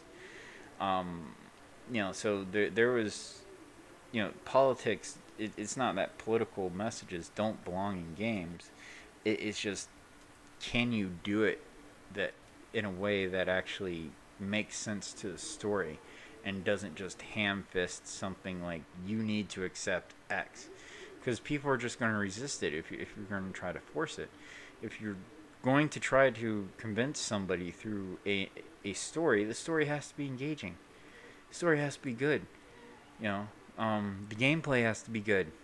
You know, it's that's where, you know, and then it gets to the point to where you had people in 2014 up until the past couple years on social media and on other places where this type of conversations happen. You know, especially with the after Fallout 76, because after Fallout 76, this, you know, Hostile supply convoy it's nearby. like people are like blindly, the government needs to fix this. No, no, no, the government doesn't need to fix this. Like there are ways for us to fix it. You know, yeah, taking these types of companies to court is fairly expensive, but how many, how many legal suits do we see on X amount of controversies that are primarily funded by GoFundmes, or, and stuff like that. I think the better way is to directly sue Activision and EA, um, using a GoFundMe account, trying to find a a law outfit, trying to find lawyers that will actually that will actually do this. We need to set precedent within the legal system, and we need to set precedent in a way that it you know blocks the legislation from doing something, doing something like what happened with tobacco. Could also backfire on our faces too, but are just some things to think about. If you, I don't really want to rant on Twitter about this, and I would rather just play a video game and rant. I'm probably going to be back tomorrow or some point, um, to talk about this more as my opinions about this develop and evolve, because our opinions are never static. There is no individual's opinions that are static. You will not ever argue with the same person. The same person might be trying to argue the same point, but that point during the argument itself will change, and then as the individual has time to actually think about their position more, because when you challenge somebody's position, you force them to think about it. When you start poking holes into somebody's position,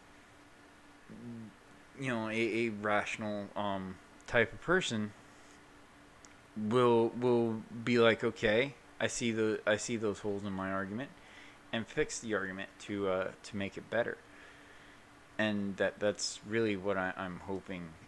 That's really what I try to do when I argue with people on social media. When I talk about these type of things, I'm trying to get people to think, to evaluate their own position, and to address the holes in their position, change their position to where there's not that much holes in it, and then think about possible solutions that all sides could actually agree to. Um, but the whole solution thing, that's later down the road. That's later down in a conversation, and this conversation needs to happen. It needs to happen quickly, because the legislation is coming, and it's going to be bad for us. You know, um, Gaming may end up like the tobacco industry. Think of the children. You know, oh, we don't like jiggle physics in games, so we're going to regulate that out. Think of the children. We don't like. We think that sexual suggestiveness needs to be out of video games. Think of the children. We video games is not just a product. It is not just a service. It is also creative expression, which is protected under free speech. So we have to be very careful as gamers in what we support and what we don't support. and we have to really start clamping down and addressing our own arguments, because loot boxes is gambling argument is one legally false. From a legal standpoint, if I actually went through because I had two choices when I was younger. I chose trying to become a video game developer, which that didn't work, and probably becoming a lawyer wouldn't have worked. But arguing with people about legislation is kind of fun for me. Um, like if I could actually handle the stress, it of being a legislator, I would run for office just because it is fun. I find enjoyment in reading legislation, reading laws, and arguing either against them or for them. It's enjoyable. And sometimes I'll just switch it up every 5 years and go against the counter argument. Just so I acquire more knowledge. I will take on a completely different position that I do not believe in, just to learn more. And I think that that's something that other people should be encouraged to do. And I really think that this is a topic that is in its infancy phase, because we're at a point in gaming where it's uncharted territory. We, you know, well, it looks like the Division 2 has said that I'm finally done, and my outro has gone on a little bit too long. So let's keep the conversation going. Yell at me on Twitter if there's anything in this almost 3-hour stream that you disagree with. Please feel free to yell at me in the comments. I will try to address any comment that I see. As far as the Dune Studios account, I will try. I will look at that account a little bit more often and address any comments, because after live stream views is usually when most channels, most small channels get the most views. Of course, if you're on YouTube, the whole liking and stuff helps with the algorithm and stuff like that. I don't monetize my videos because for different reasons. Legally, I don't think I can. I don't think that streaming or making videos can be seen as gainful employment for me. If it does, it really impacts certain things. So I'm not trying. I'm not trying to use profits or anything, but I think that this is important. So at least like and share and be like, this guy either is a complete retard or not, and let's keep this conversation going. Let's talk about this. Let's see, because regulation, I don't think is the answer. And if regulation is the answer, I think it is the gamers that should create the legislation, not the legislators, because we have the right as American citizens to create our legislation and to and if we have to force the legislators to vote on it. And it would be it's a lot easier for us to do state level rather than federal level, because on the federal level we have to get 2/3 of all the districts in the nation to agree with us, whereas within a single state you only need about half of the districts to agree with you, to agree with the legislation you create. And it's a little bit easier because this type of thing can only happen with paper petitions, like online petitions. Constitutionally speaking, legally speaking, are not valid for 13th Amendment purposes, which includes the creation of legislation by the citizens. only paper petitions actually work with it. So we have to try to figure, we have to write legislation, which isn't as hard as it sounds. Um, we have to write our own legislation. We have to debate on our legislation, on this legislation, and then we, see what fits for our different states, and then bring it up to our representatives on the state level, and and then work from there. I think what needs to be done, first and foremost, is suing Activision, suing EA. For the because those are the major companies that are the most predatory, um, towards all gamers, not just children. You know, um, I do not accept the think of the children argument. Think of the gamers. Think of the adult customers. The adult customers who vote. The adult customers who pay taxes. You know, those are the people who we should think of just as much as the children. Um, so I do not accept the think of the children argument as valid when it comes to gaming, or anything else really, because the whole think of the children argument, where does that lead? Where does it lead? It leads nowhere good.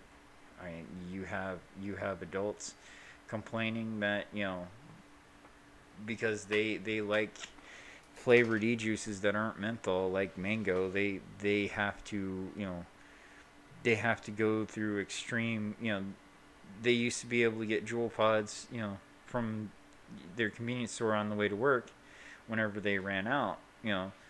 Now they have to order it from online and have to wait a week or two, you know, for their mango thing. So they have to wait a week or two. That means that, it's like, well, it's easier to buy cigarettes. It's that's one of the things that my ex-wife would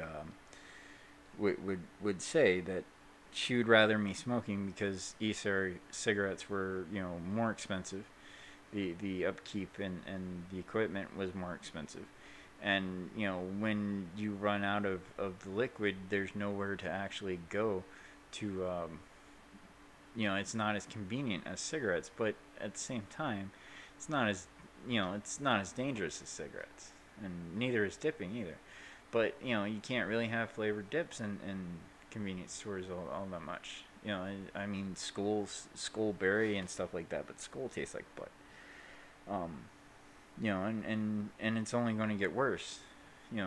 What's happening to the tobacco industry is going to happen to the gaming industry if we do not take the bull by the horns and take control of the legislation before the legislators do, before the regulators do, before the activists do.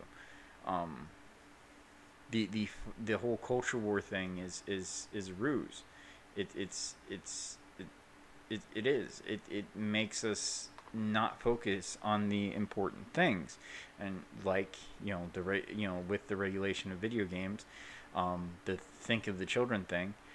We should be against the whole think of the children argument, because the whole think of the children argument leads to bad things for adults, for adult consumers. It restricts what adults can buy. That's what the whole think of the children argument ultimately does, is restrict the legal adult citizens. This goes for tobacco, this goes for guns, this goes, and it will apply to gaming as well. So I've been going on for long enough. If you've actually watched this after the fact, think about what I said. Put your comments about what I said in the comments below. And if I do not address them personally, in text, I will, in the next stream I do, I will probably address them. Have a good day, everybody. And there it is. Alright, have a good day, everybody.